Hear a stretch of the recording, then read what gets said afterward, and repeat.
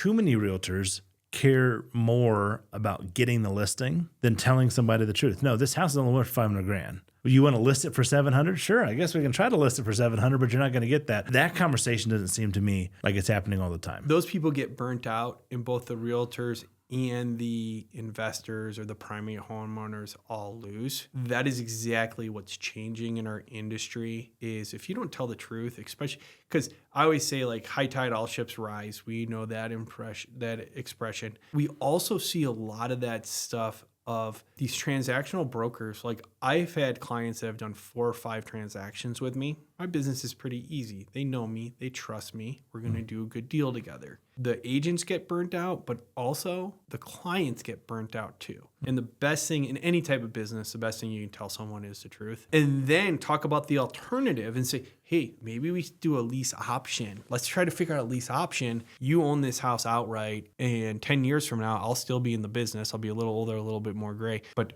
I'd love to list it for you. When you act in a world of abundance and you pay it forward, it's amazing what comes back to you. And there's a huge thing about being, like we talked about before, being in the business. I worked this one open house, which people are like, don't do open houses. No, I want all these people that I'm representing to come in and seal Bry and talk real estate. Yeah. I ended up getting somebody who did a buy and a sell, another person who did a sell, and then I had to transition her into a nursing home.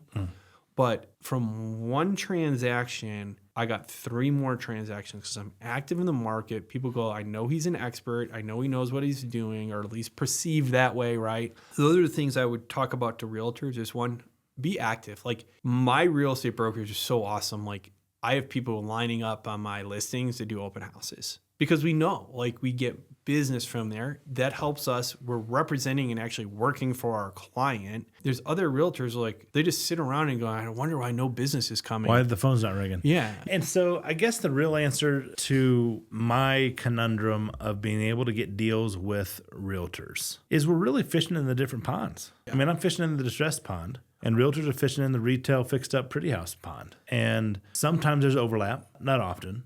And at the end of the day, I need to, probably recognize that a little bit. Be nicer to my realtor friends. No, and that's something too, is I always say, shake a stick, you'll find a realtor. You can't throw a dead cat without hitting a realtor. No, that's what I and always that's say. exactly, and I, like, even when we started, people are like, oh, you guys started in the crash. Even back then, it was really hard. Real estate is very hard, but the alternative is not owning real assets and not having real wealth. Well, you know what's funny? You just said that. When we bought our first deal, it was December. I think you said January before, but December of 2010. Yeah, and when we refied, it was January. Yeah, January we refied.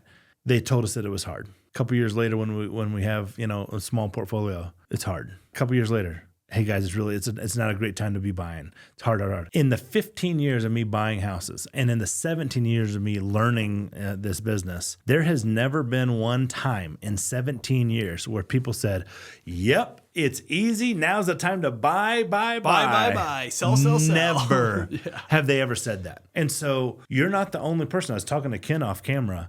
You're not the only person who has said a very similar thing that these other guests have said, which is you just got to get into it. You got to get in. You got to take action. You can't just sit on the sideline.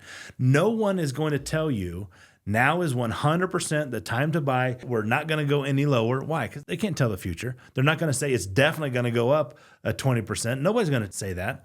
What they are going to say is, hey, you buy this asset, it should rent for this. You'll cash flow this amount of money and go do it over and over and over again until your passive income is larger than monthly expenses. Now you're wealthy. And we talk about, like, the 3Ds all the time. And here's an example. Like, I had a client. What are the 3Ds? Death, destruction, and distress. Distress and divorce. Divorce. Divorce. We'll make them a 4Ds. And divorce is always big.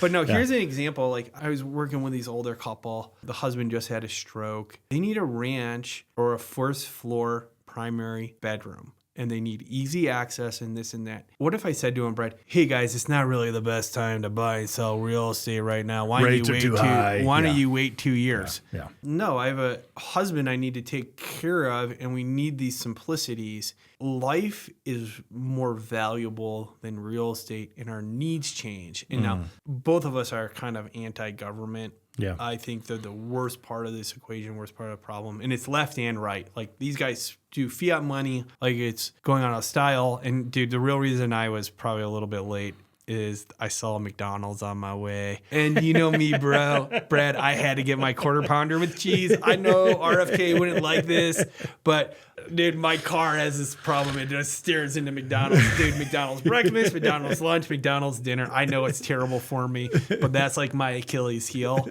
I get the same value meal every single time. It's probably tripled. When I got a quarter pounder with cheese the day I got my license, and I got one on my way here today. Yeah, that first one was $3.50. This one was $12. Yeah. You know, and so it's exactly that. Like, things aren't going to be perfect, but this is a hedge against stupid fiat spending and our government pretty much making everything double in value. And I always talk about this is real estate hasn't gone up in value. The dollar has gone down in value. And the same thing, like these, we've talked ad nauseum, these 3-bedroom, 2-bath ranch houses.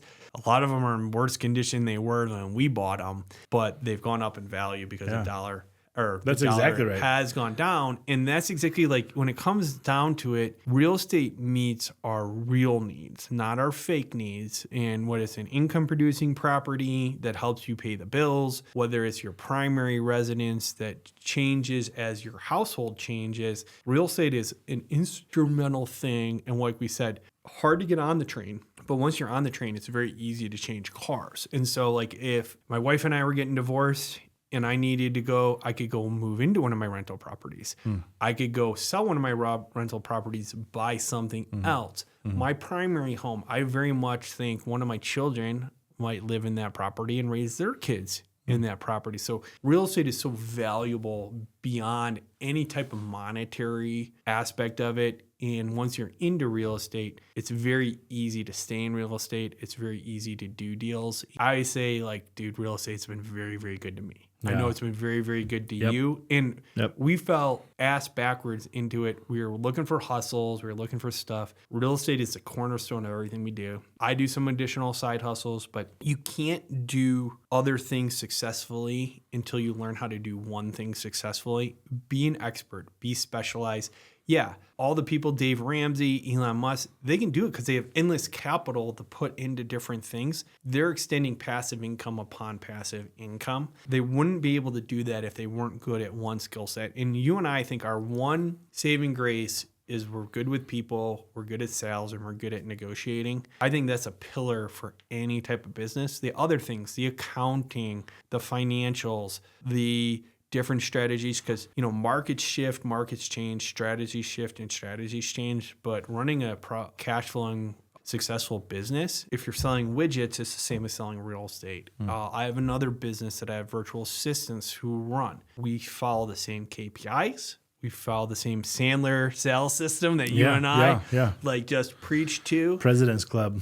And it's one of those things, like those tried and true methods, tried and true systems. If you're sloppy in your real estate business, you're going to be sloppy in your other business. And so it's like if you're not successful in one thing, you're not going to be successful in another. And getting good at one aspect, gaining trust, gaining responsibility. And that's something that I always really appreciated with you. You always shoot straight with people. You're always honest with them. And another thing is you always have their best interests in hand. Even when you're doing distressed properties, off-market deals, honestly trying to get them where they need to be. People are like, oh, these greedy investors. No. You're trying to actually get them as much money as you can afford to do so, but also still make money on your end. That makes it so that I can keep getting deals. So, man, that's some great advice. Great advice there at the end here. People to listen to, just the principles of business that then get applied to real estate, that they can get applied to ultimately your life. Shooting straight with people, being honest, working hard, doing what you say you're going to do, all those kind of things. Thanks for watching. Hit the subscribe button right now. You don't want to miss the next episode. Every week, we drop practical money strategies and real stories that'll change the way you think about wealth.